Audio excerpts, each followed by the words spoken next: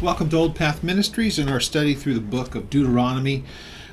Closing 4 chapters, really interesting as far as the content is concerned. And I know that for some time, actually going through Numbers and Deuteronomy, we've gotten to the point where you can tell that Moses is it's obviously at the end of what his life is. The people are about to go into the promised land, and we know that God has already told Moses that he won't be going in. But in these chapters, it really kind of comes to a real close, and you really see it for the very first time. It's really when it's taking place. And I don't know, it's kind of one of those, it's such a bittersweet thing to look at, because he's going to be able to know that they're going in and know that it's at that end, but it won't be him going in. It's a pretty amazing thing. And again, here I am reading this along with you thousands of years after the events, and basically under a covenant of the law here. And yet there is this real sadness of seeing Moses have to go to this point. But there are some very, very instructive things being said here in these 2 chapters. And what we're going to do in chapter 31 is we're going to see the passing, if you will, of the, sometimes people will refer to it as a mantle. There really wasn't one at the time to be passed from one person to another. But as far as the authority that God had given to Moses is now going to be passed to Joshua. And then we'll see at the close of chapter 31, there is going to be something that will be recited to the people, and they themselves will be taught this in the way of like a song, something that would be sung and commemorated. And it's really chilling when you stop to think about what God tells them, because it is a forecasting of what's going to take place. So remembering this, that they are the children of Israel and God has brought them to this place, they've had every conceivable benefit. God has given them a written law that would guide them. And yet here God says at the close of Moses' life, when they get into the land, the time's going to come when they're going to rebel. And he explains it in graphic detail, also what his reply will be to it. But it really tells a history of Israel all the way up until Jesus' time, which you'll see as we get there. So starting at chapter 31, let's have a word of prayer. Father, we pray that as we come before you, that you would guide us in the study of your word, and that as we look at the history of Israel, may we be able to recognize the things that there are about you and how you deal with your people. May we be attentive to what we see in this history, and to realize that oftentimes history is given to us as an example, that we would understand how it is that we should walk before you as you've given us instruction, even in these days of the church, that we are to walk with you in a place of integrity and not rebellion. So we thank you, and we ask that you would lead us, and by your Holy Spirit, you would give us understanding into your word. We ask all these things in Jesus' name. Okay, so chapter 31, verse 1 says, Then Moses went and spoke these words to all of Israel. And he said to them, I am 120 years old today. I can no longer go out and come in. Also, the Lord has said to me, you shall not cross over the Jordan. So, again, the question is this his 120th birthday? Some would say yes. Some would say he's just saying, at this day in time, I am 120 years old. So the Lord God himself crosses over before you. This is the important part, that he says, I'm not going in. This is already known, not only to him, I'm sure to the others as well, but you're going to cross over. So he's telling them, and again, remember, this whole section of Deuteronomy has been a preparation for them in going over into the land. So the Lord God himself crosses over before you. He will destroy these nations from before you, and you shall dispossess them. Joshua himself crosses over before you, just as the Lord had said. Now, before we go on, and I know it's been said a number of times, but it certainly bears repeating, especially because there are those who mischaracterize even the very nature of God, in that he just indiscriminately wants his people Israel to go in and wipe out entire cultures and entire people. That is not at all what is really taking place here. Though that will be the end result, let's remember a couple of things. The people, he's already said as much. The people who were living in this part of the world are gross idolaters. Now, his concern is that his people will still join to them and do the things that they are doing and then corrupt themselves. He ends up saying that's exactly what's going to take place. But remember, in the perfect world, what God is asking them to do is twofold. Go and take possession of the land that I gave to your fathers, beginning with the promises made to Abraham, but I am going to use you as my judgment tool on these nations who have gone and served other gods and they have provoked him. So, with that understanding, verse 4 says, Now the Lord will do to them as he did to Sihon the king of Og, the kings of the Amorites in their land, when he destroyed them. It's going to be a repeat of their recent history over those 40 years of wandering in the wilderness, how God continued to fight their battles for them. The Lord will give them over to you, that you may do to them according to every commandment which I have commanded you. So that's where we understand that God is saying, I'm using you as my instrument of judgment. Now, it doesn't mean that they're more righteous. It doesn't mean that they're anything other than a group of people that God is using as his again, instrument to do this. They are, though, his people, and they are his covenant people, and that's why he's giving them the land in the first place. Now, again, as we will be able to see, God has no delusional thought that these people are going to do as they're supposed to do. Really, if you remember it, we've said it a number of times, the law was ultimately given to them so that they would be without excuse. God was able to say, this is what I expect, this is what I expect you to do and not to do, and if you rebel, there will be consequence. We know from the New Testament sense, the law was given and it was going to demonstrate to man that he was incapable of keeping it. Therefore, they would come to the Lord and say, I cannot keep your law. What do I do? Which would end up turning us to the person of Jesus Christ. We would look to him for that perfection that we could never produce on our own. So, with all that being said, verse 6 says, you're going to hear this repeated even into the book of Joshua.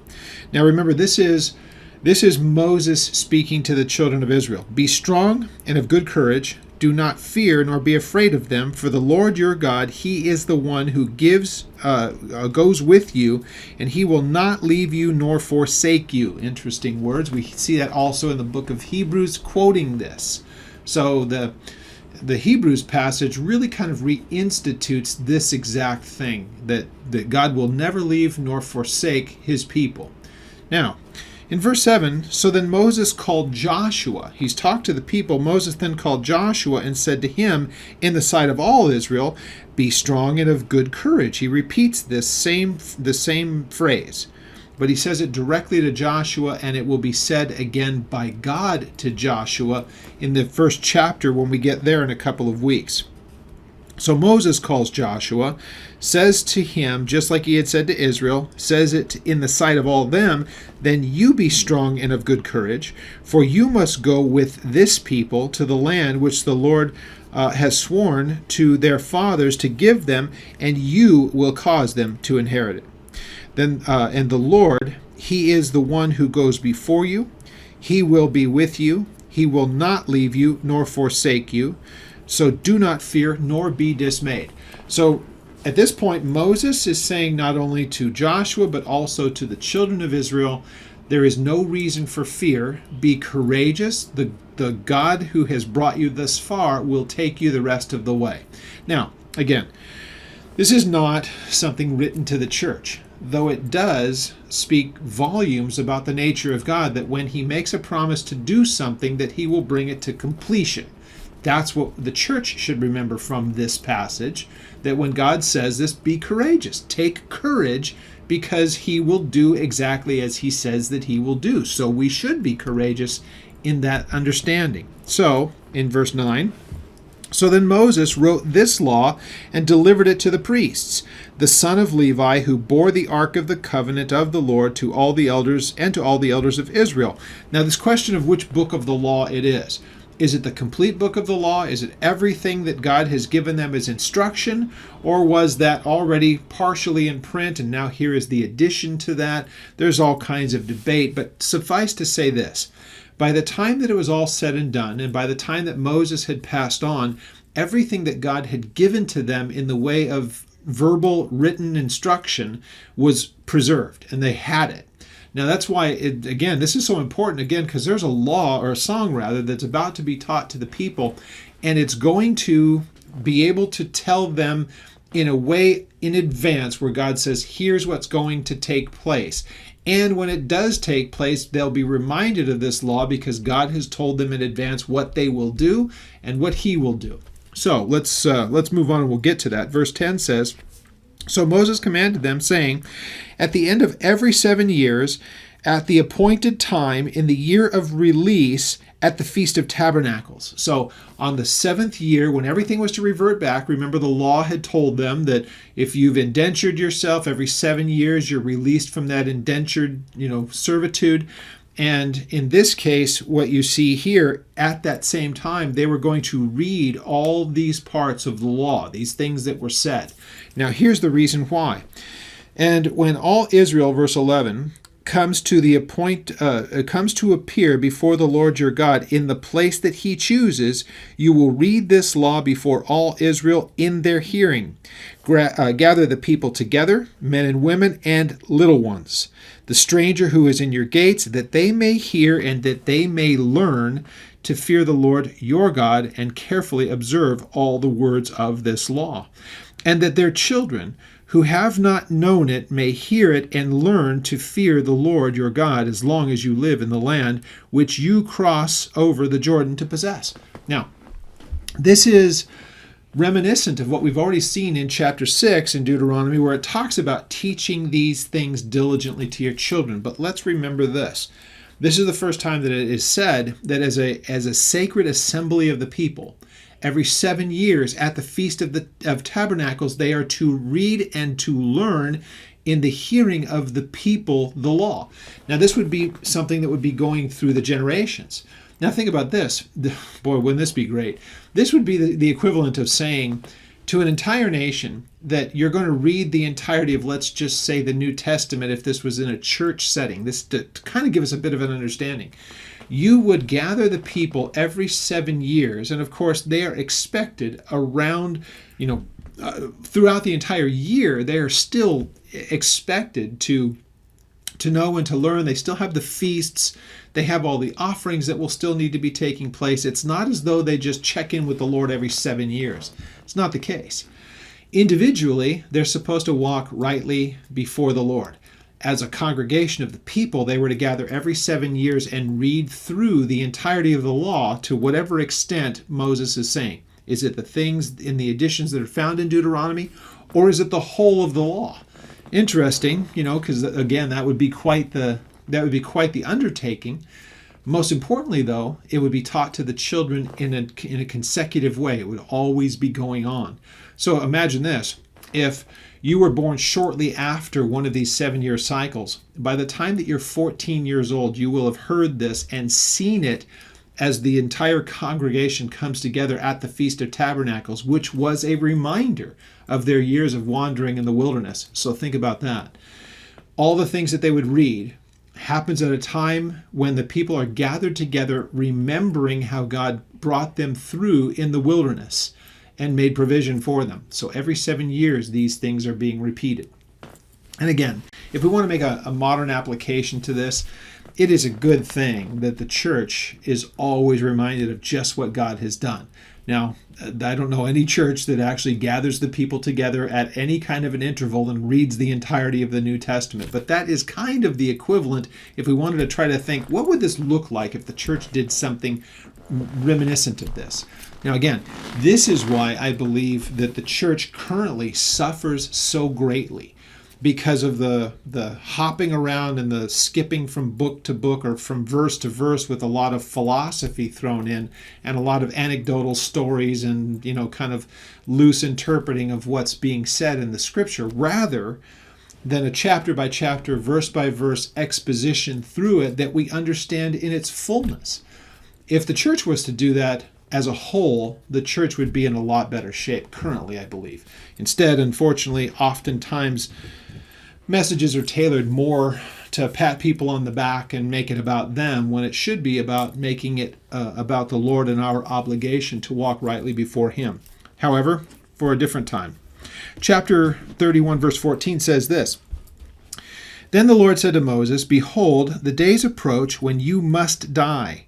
Now call Joshua, present yourselves in the tabernacle of meeting, that I may inaugurate him. Now the inaugurating means that I'm going to give him charge. It means that you're going to be passing on, if we can understand it in our terms, you're going to be passing your position, your governing, if you will, of the people. It's going to pass from you, Moses, and it's going to go to Joshua, but it's not Moses giving it to him, it's the Lord giving it to him. So the Lord said to Moses, Behold, the days approach when you must die. Now call Joshua, present yourselves at the tabernacle of meeting, that I may inaugurate him. So Moses and Joshua went, and they presented themselves at the tabernacle of meeting. Now the Lord appeared at the tabernacle in a pillar of cloud, and the pillar of cloud stood above the door of the tabernacle. This is reminiscent of things that have happened consistently in those 40 years. But the idea that this would be something very different, Moses has already said, I'm at the end of my life. Now what happens? He and Joshua go to the tabernacle of meeting, and the cloud shows up. So the people would see this. They would recognize that the Lord is meeting with Joshua and Moses. Now, when Moses would be taken finally, it wouldn't be any real question who it was that God had chosen to lead them. And Joshua would be a very competent, very excellent leader as far as the people are concerned. And you will see when we get there what ends up happening to the nation after he's gone. It's pretty amazing. It would have happened here with Moses had it not been that God had raised up Joshua to bring the people into the land. Verse 15 tells us, Now the Lord appeared at the tabernacle in the pillar of cloud, and the pillar of cloud stood above the door of the tabernacle. And the Lord said to Moses, Behold, you will rest with your fathers, and this people will rise up, play the harlot with the gods of the foreigners of the land, where they go to be among them, and they will forsake me, and break my covenant which I have made with them. Wow. So you can say, if you're Moses, you're going, why did I have to hear this? This would be, imagine how heartbreaking this is. Right before he dies, he's going to hear from the Lord that here's what's going to happen when they get into the land. No matter how much God has warned them, no matter how much he has said, here's what's going to take place, they will still do this. And he tells Moses, the day's coming, they're going to do this. Then verse 17, so here's what God's reply to that's going to be. My anger will be aroused against them in that day. I will forsake them. I will hide my face from them, which is another way of basically saying, well, let's read the rest of the verse and then we'll make some observations. Many evils and troubles will befall them, so that they will say in that day, have not these evils come upon us because God is not among us? And I will surely hide my face in that day because of all the evil which they have done, in that they have turned to other gods. Now, before we get to verse 19, there are two ways you can look at this. When God, well, let's say it a different way. When the things happened to the people as they did, and the other nations would make war against them, they would be defeated. Especially think about this during the times of the kings in particular, somewhat during the time of Judges, but you can see through their history and then going on through the prophets and the kings and prophets and all that stuff. The question comes, when they're defeated, what was the cause? Did God destroy them or bring them to that place of destruction? Or is it that God just basically said, this would have happened to you naturally. I have been the shield to you to this point. I am going to leave you to your devices, and I'm going to remove my hand of protection. This is what you get in the image of him saying, I will turn my face from them. That's his way of saying, you want to rebel against me, then I'm going to allow your rebellion. I will turn my back, if you will, and the things that are going to happen to you are going to happen to you because you no longer have your protection. And let's remember this too. If we believe this as being a spiritual matter, the devil hates them because God loves them. So of course he's going to use those people that are already following him anyways to be a vehicle by which he's going to try to eradicate the entirety of the Jewish nation. So here God says, okay, when that day comes and you rebel and you go after those gods, I'm going to turn my back. I'm going to let you have what you want, and here is going to be the result of it. Now, there is, of course, the debate that always comes up, and it's usually done by using New Testament passages, and it is simply this. God decides and determines every action that people will take. Here in this case, we would have to believe that God says, I want you to walk with me, but I'm going to make you not walk with me so that I can judge you. That's so inconsistent with his nature. I am of this opinion, and I hope that you are as well. God will never make you do something that you are not willing to do of your own. And so here in this case, they know what they're supposed to do. They have an option. We've already seen him. He says, choose this. We saw that at the end of the last chapter, chapter 30. Choose what you will do. And he will do that so consistently through the New Testament of putting a choice before the people. Not that he's going to make that choice for them, but he gives it to them. Well, here we see that same play out. Verse 20 says, when I have brought them to the land flowing with milk and honey, of which I swore to their fathers, and they have eaten and filled themselves and grown fat, then they will turn to other gods, and they will serve them, and they will provoke me to break my covenant. Think about this. Look at how descriptive that is.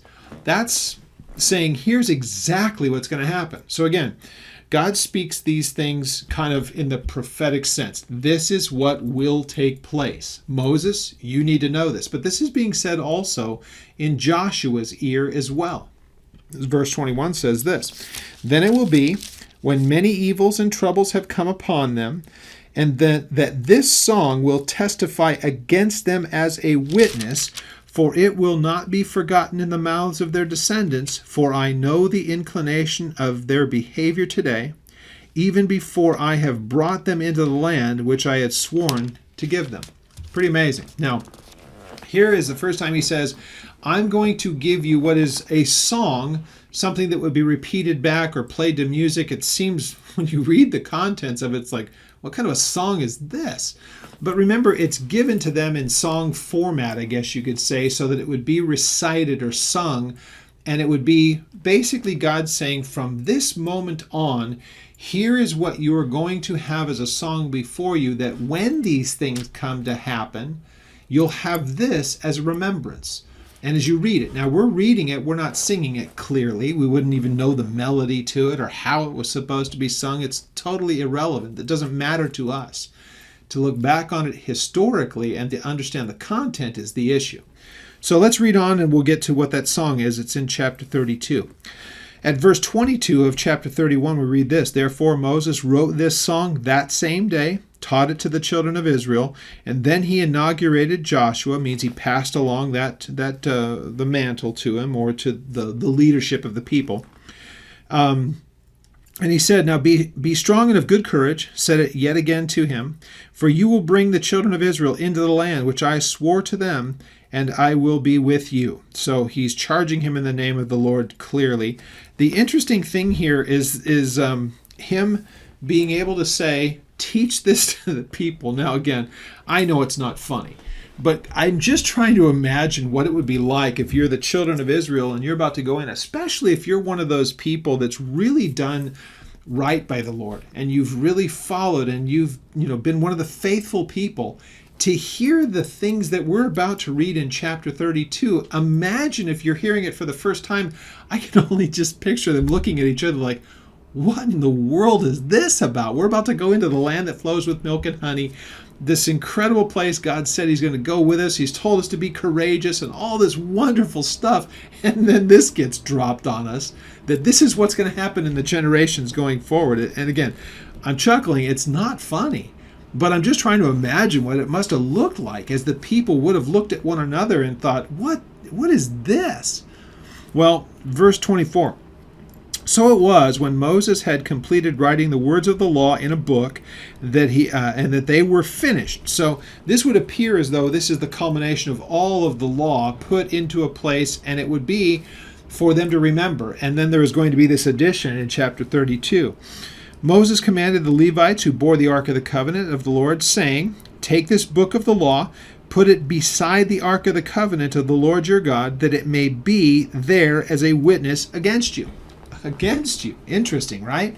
Because the law was put there, as some might see it, here's what we're supposed to do. Instead, if it's a witness against them, this is what God expects. So every time that you violate that, you know that you're violating the very law of God. For I know your rebellion, verse 27, your stiff neck. If today, while I am yet alive with you, you have been rebellious against the Lord, then how much more after I'm gone, after my death? Great question. So here is Moses, the man who was given the law. He had the tablets of stone written by the finger of God, and they could be rebellious in the midst of that with everything that they've seen. So he says, imagine if you guys are this rebellious, imagine how bad it's going to be when I'm gone. Now, if you're Joshua, you're going, great, this is for me to take over now.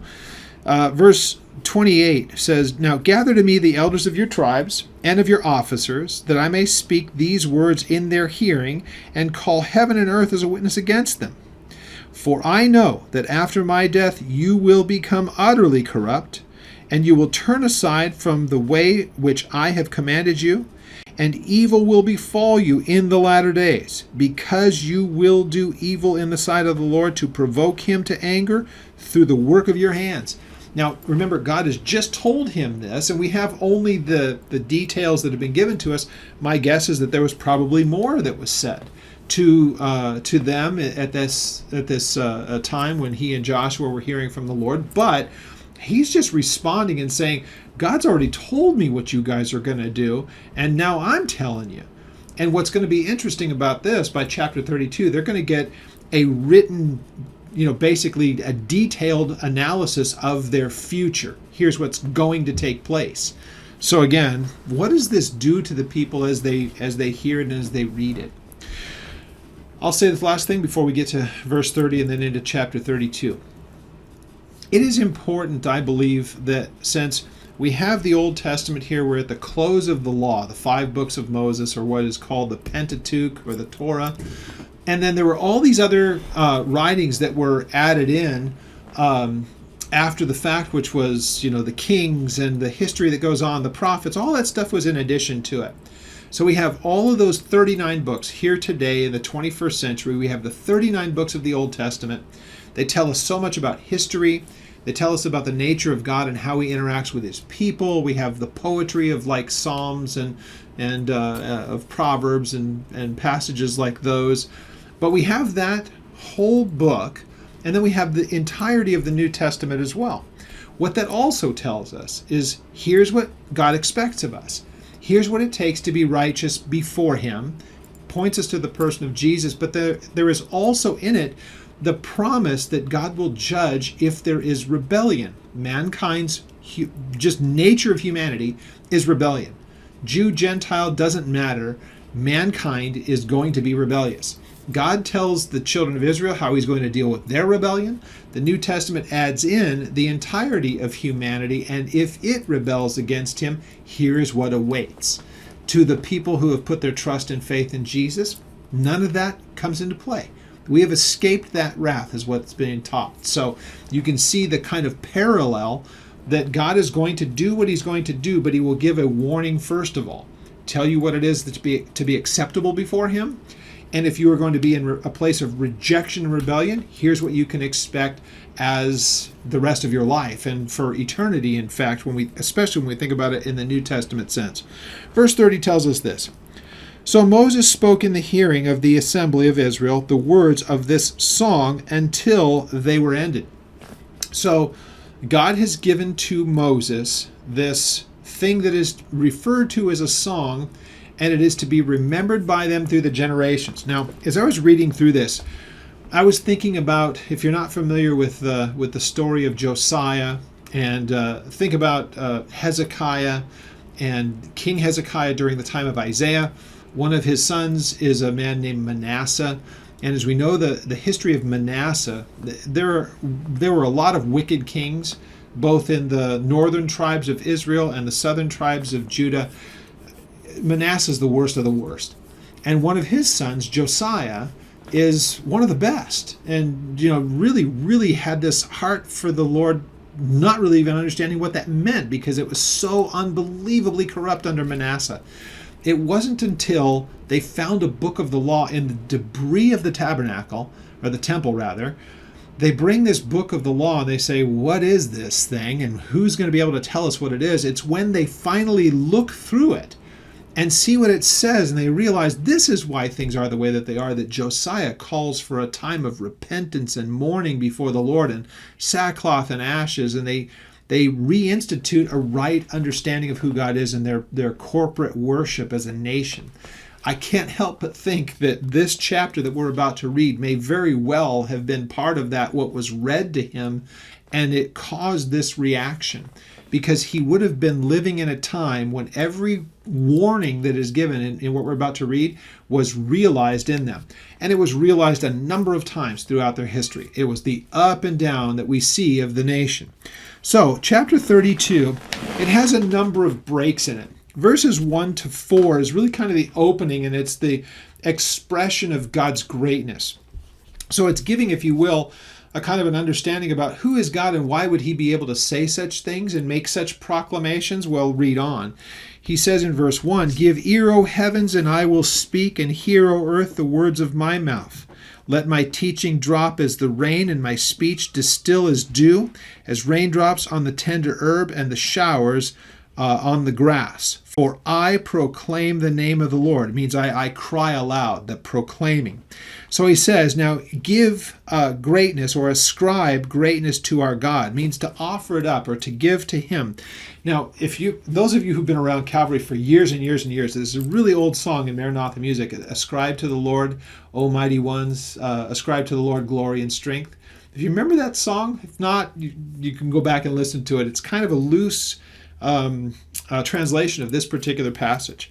So Moses says, "For I proclaim the name of the Lord, ascribe greatness to our God. He is the rock, his work is perfect, for all his ways are justice, a God of truth and without injustice, righteous and upright is he." Now, at verse 4, the way that ends is a pretty interesting thing, because the critics who don't like anything that the Bible has to say and who always find themselves as being, the opposition, I guess you could say, towards anything that would be biblical or be Christian or anything that would have any kind of, as they would say it, religious overtones, would look at God and say, look at the things that he does and look at how he destroys and does the things that he does. There's a very important verse right here. Look at this. "For all his ways are justice, a God of truth and without injustice." So, justice versus injustice. If people would want to say, well, look at how he allows people to die and look at the things that he does and even casting judgment on people. But let's remember this. God would never judge a people if he didn't first of all warn them. So every time before God does something, he has given them specific instructions, and if they will abide by those instructions, they have nothing to fear. So a God of justice would tell people in advance, this is what I expect, and if you refuse to do that and you rebel, here's what you can expect. That would be a just God. An unjust God would just, for reasons known only to him, do horrible things to people and never warn them in the first place. You get it? It's very important that we understand the distinction there. Now, at verse 5, it kind of stands on its own. Here's what God says. "They," meaning the children of Israel, "they have corrupted themselves. They are not his children because of their blemish, a perverse and a crooked generation." Think about Jesus' words in Matthew 16, where they were requesting a sign of him. And Jesus says, "A wicked and an adulterous generation seeks after a sign." Same kind of understanding. So they may very well be of the tribes of Israel, but they are clearly those who would rebel. They're not his children. They're wicked, they're perverse, and very similar language that you see Peter use a couple of times, not only when he's addressing the people in the book of Acts, but also in his epistle. He uses this same phrasing. Now, verse 6 is another, it's a question that's asked, well, why would these things take place? "Do you thus deal with the Lord?" God asking. "O foolish and unwise people, is he not your father who bought you rather? Has he not made you and established you?" Look at what's said here. Is he not your father? We think of the father as being more of a New Testament sense of Jesus speaking about his father. But notice all the way back in Deuteronomy that God is referred to as the Father, and these are his children. So that's not a New Testament concept. It is an Old Testament one, which is really borne out by the fact that Jesus was referring to the Father to a Jewish audience. Jesus' audience was Jewish. So, at verse 7 to 14, we have these verses that are put there in a way of remembrance or commemoration of these things. So verse 7 tells us this. Now remember the days of old. The first word there, remember, is a way of saying for this section of the song, it is for you guys to remember, or for the children of Israel to remember how you got to this place. He's already forecasted their rebellion, told what's going to happen, but he's telling them, you need to remember these things. So the God who will seem to be their adversary, who will turn his back from them, they need to remember he's the one who brought them to this place in the first place and promised to be with them if they would walk with him. So we see in verse 7, remember the days of old. Consider the years of many generations. Ask your father, and he will show you, your elders, and they will tell you, when the Most High divided their inheritance of the nations, when he separated the sons of Adam. He set the boundaries of the people. Now, think about this. Setting the boundaries of the people, let's read the rest. According to the number of the children of Israel. These are the tribes. For the Lord's portion is his people. Jacob is the place of his inheritance. This is the way of God saying, I have my portion among my people. There is this fellowship that he desires with them. So be reminded. Now, think about this. Let's stop for a moment, because what's being said here, we have to start thinking time as being a linear thing. They have not yet, let me see if I can do this on camera. They haven't yet come into the land. But at this point, God is telling them, you're about to go into the land. The time is going to come when you're actually in the land that you need to remember these things as being said here. He divided the land up for his people. They are given their portion, and his portion is among his people to have fellowship with them. Let's remember, linear. They have not even come to this point yet. These things are being written down that when they come into the land and he divides it up for his people, when they rebel, they are to read this and to remember that in their rebellion, they're the ones who have caused it. God did not bring them to the land just to forsake them. God brought them into the land. They forsook God. God allowed them to do so, but they were also going to be left on their own. He was not going to, if you will, fight their battles. This is being written to them as a remembrance. Now, verse 10 says this. He found him in a desert land, and in the wasteland a howling wilderness. He encircled them, he instructed them, he kept them as the apple of his eye. As an eagle stirs up its nest, hovers over its young, spreading out its wings, taking them up, carrying them on its wings, so the Lord alone led him. And there was no foreign god with him. God needed no assistance in this. Now, some people would look at this and who's the him that's being referred to? Is it the children of Israel who are there right there currently? Is it the tribes of Jacob? Or is it going all the way back to the beginning of the covenant with Abraham? Abraham to Isaac, Isaac to Jacob. You can make the case for any of those, but what it is, it's at the place of culmination. Was it when God was dealing with them in Egypt, or was it even the time when God pulled Abram out of the Ur of the Chaldees? Was it during those times that is being referred to? And again, you can make the case from Abraham going forward, they're about to go into the land. So let's remember that God has encircled and kept his people and protected them from the very beginning. Verse 13, he made him ride in the heights of the earth, that he might eat the produce of the fields, and he made him draw honey from the rock, and oil from the flinty rock, curds from the cattle, and the milk of the flock, with the fat of lambs and rams, and bread from Bashan, and the goats, bread from Bashan, and goats, and the choicest of wheats, and you drank wine, the blood of the grapes. And this would be, again, remember, this is being written for them to read well into their time in the land. And this is to be reminding them, God's the one who brought you in here. And he's provided all these things for you. So it should, first of all, really kind of bring to their mind, why did we rebel? That's what would hopefully happen. But we know in their history, very seldom did they become that introspective. Now, verse 15 says this, but Jeshurun grew fat and kicked. Jeshurun is another way of saying Israel. And if people would look at that and say, well, how do you know that that's it? Couldn't it be speaking of anyone else? Clearly, the context is pretty easy, but in the next couple of verses, it becomes obvious. Jeshurun grew fat and kicked. And this is just a way of saying, he's going to give a few descriptions of this. It means that since you didn't labor for anything and all you did was take in, you became lazy, you became fat, you had become, filled with all of these things. And so he says, you grew fat, you grew thick, you grew obese. Then he forsook God who made him, and scornfully esteemed the rock of their salvation.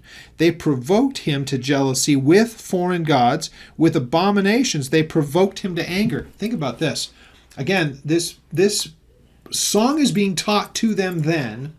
It would be read later, and it would be a commentary, if you will, God telling them well in advance of not only what would happen, why it would happen, what would be the resulting effect, and if God would ultimately be merciful in the end. All of this was told. This is really a forecasting, if you will, of the entire history of Israel going all the way up to the time of Jesus.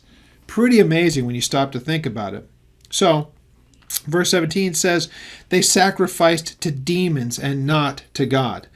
Just profound, amazing things that they did. To gods that they did not know, the new gods, new arrivals that your fathers did not fear. Of the rock who begot you, you were unmindful, and you have forgotten the God who fathered you. This is what will be taking place, and they will be reading this, hopefully. But by the time, again, with Josiah, as I mentioned him earlier, during the times of Manasseh, none of this was going on.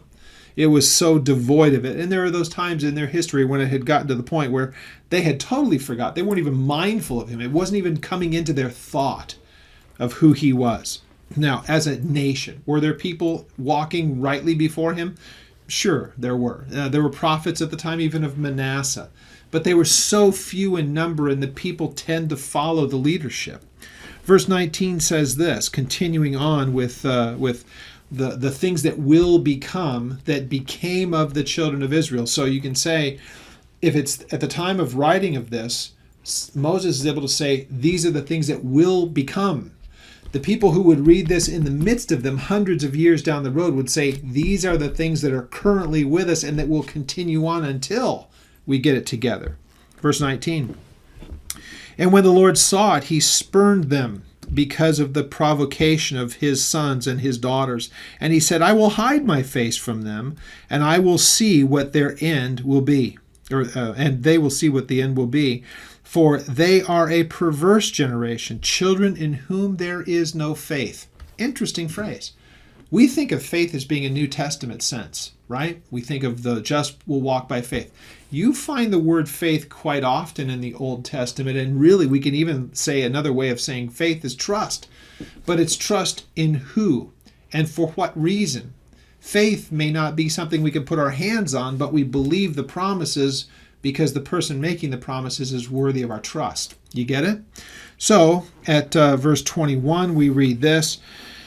They have provoked me to jealousy by what is not God. They have moved me to anger by their foolish idols.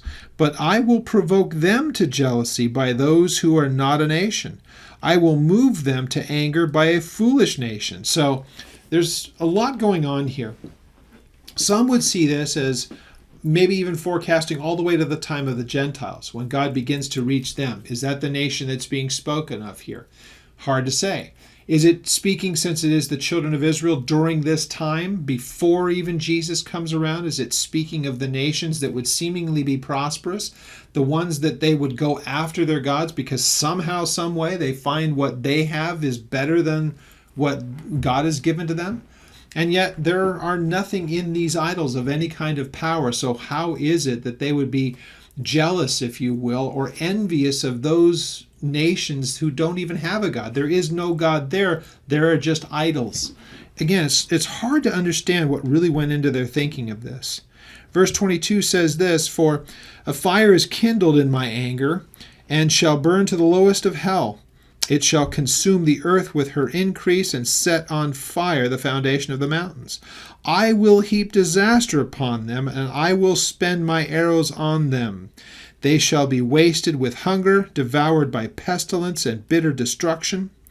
I will also send them the teeth of beasts with the poison of serpents of the dust. The sword will destroy outside, and there shall be terror within, from the young man to the virgin to the nursing child to the men of gray hairs. That's the entirety of the nation. So they'll go after these other gods. God will give them over to their desires. They will fall into just terrible calamity. And it will all be because they had forsaken the God who loved them, as he's referred to himself as their Father. They will have jettisoned any belief in who he is. They will have become faithless people with no trust in God. And this is what will happen to them.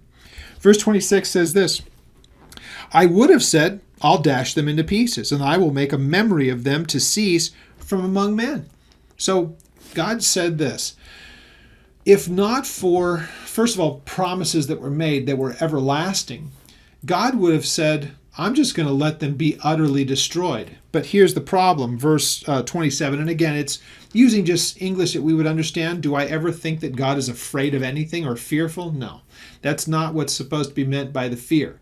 His point is, I wouldn't do this because the people who would be those who would utterly destroy them, they'll take credit for it and not realize that I am doing this as a judgment. So I'm not going to allow it to happen in the utter sense, first of all, because of the promises, and I'm also not going to give the godless people the ability to gloat and say, I have overcome these people. So God holds back some of that. God says in verse 27, had I not feared the wrath of the enemy, then lest their adversaries should misunderstand, and lest they should say, our hand is high, and it is not the Lord who has done this. So God says, I'm not going to give them the ability to take credit for what I am doing in trying to draw my people back to myself. They'll never be able to take credit. I will stay their hand. They won't be able to do what they might otherwise be able to do. Now, there is, again, the judgment that is coming. And then you'll notice that he's going to start to move into some of these places where showing he's going to do things down the road in the way of reconciling. Verse 28 says, for they are a nation void of counsel. Now the question would be, who is that? The people that want to destroy Israel, or is it Israel? The context makes it pretty obvious as we go forward. They are a nation that is void of counsel, nor is there any understanding in them. Oh, that they were wise, and that they understood this, that they would consider their latter end. How could one chase 1,000 and two put 10,000 to flight unless their rock had sold them? That's obviously the people that are devoid of counsel. How is it that the people who were so mighty coming into the land are able to be put to flight by the thousands at the hands of a few? It's like the roles are completely reversed. This is what they were able to do as they came into the land, and now it's going to be turned in the total opposite, that the nations will be able to put them to flight because they have rejected God. So how could this be, is how verse 30 begins. Now look at verse 31. For their rock is not like our rock. They will start to believe in other things, and they will avoid God who is this rock. They will start to believe in the idols and the non-gods of the pagans. This is the distinction between the two. Even our enemies themselves being judges. For their vine is not of the vine of Sodom, or their vine is the vine of Sodom, and their fields of Gomorrah. Their grapes are the grapes of gall, and their clusters are bitter. Their wine is poison of serpents, and their cruel venom of cobras. So the fruit of what it is that they are taking in, and again, it should make us think, reminiscent of what Jesus says in John 15 about he's the vine, we're the branches. This will just tell you the source of the vine and the fruit that comes from it. This, in this case, is that God says what is the fruit of their lives, and the vine to which they are attached brings forth venom and poison. If we think about it as Jesus, and again, he's speaking to a Jewish audience, taken from even Isaiah, picking up on that same idea. Jesus says, I am the true vine, you are the branches, and the things that you will produce, it's going to be good if it's done in me, and you abide in me and I abide in you. You're going to bring forth fruit. It's the total opposite of this. Verse 34. So, sorry, let me finish that thought. When it comes to John 15, Jesus would be speaking in terms that they would be able to recollect the writings that had been written to them, and the imagery of a vine and branches and fruit and the things that come from it would be very much in the forefront of their understanding, because that metaphor is used all the time. It does have application to the church, because if we're abiding in Jesus, that is a promise to Jew and Gentile alike. Jesus is the vine, those who trust in him are the branches, and we can produce nothing without him. Now verse 34 says this, is it not laid up in store with me, sealed up among my treasures? Vengeance is mine, and recompense. Their foot will slip in due time.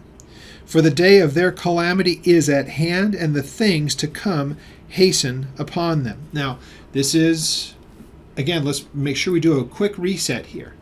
Moses is writing about a time future.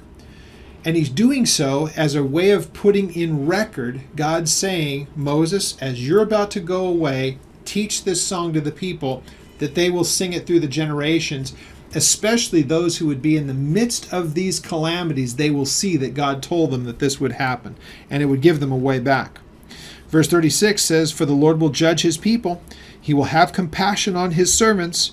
When he sees that their power is gone and there is no one remaining bond or free, he will say, where are their gods? Now, he's going to have compassion, and he's going to bring them to a place of questioning, how did it happen this way? He's going to bring this recollection to them. He will say, where are their gods, the rock in which they have sought refuge, who ate the fat of their sacrifices and drank the wine of their drink offerings? Let them raise up and help you and be your refuge. This is God saying to them, okay, you've abandoned me, but you've got nothing but trouble. Why don't you cry out to your gods? And then they will see the futility of it. Look at verse 39. Now see that I, even I, am he. For there is no God beside me. I kill and I make alive. It's his way of saying I have the power of life and death. I wound and I heal. I can bring, calamity and hurt and pain and suffering, or I can heal it. Again, it's going to depend on the people. So he says, and nor is there anyone who can deliver from my hand. For I raise my hand to heaven, and I say, as I live forever. If I whet my glittering sword, it's a way of saying sharpening. If I sharpen my sword, and my hand takes hold on judgment, I will render vengeance to my enemies. I will repay those who hate me. And this is Jew and Gentile alike, because he will judge his people Israel, those who will war against him. But this is also reminiscent of everything that you see in the book of Revelation. So this is speaking of God's nature through the generations, through both of the covenants, and it will have its final culmination when he puts down all enemies and restores everything back to the way that it was in the beginning. Verse 42, I will make my arrows drunk with blood.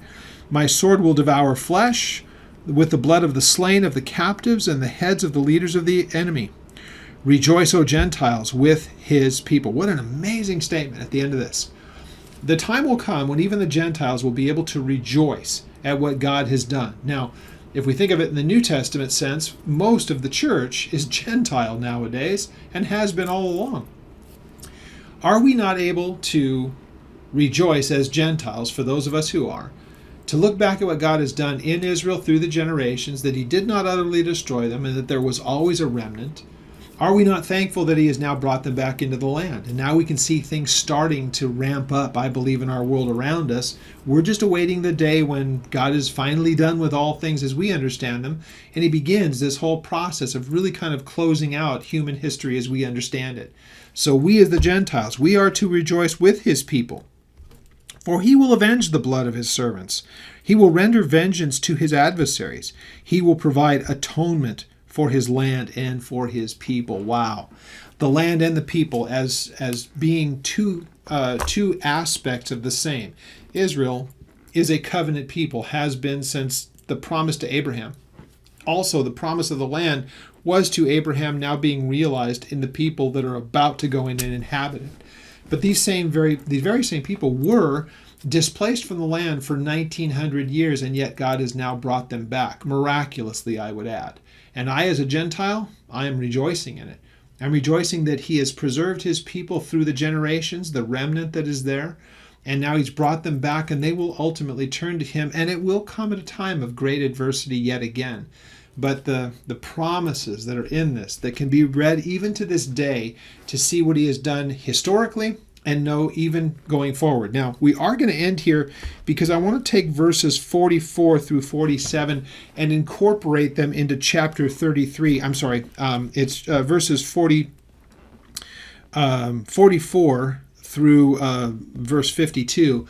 I want to incorporate those into next study, just because I think that they work better with what we're about to read. I think that they're really, really very intriguing. So with that, we'll close out chapter 32. We'll pick up a little bit of it the next time that we're together, and I look forward to doing that with you next week. Until then, may God bless you.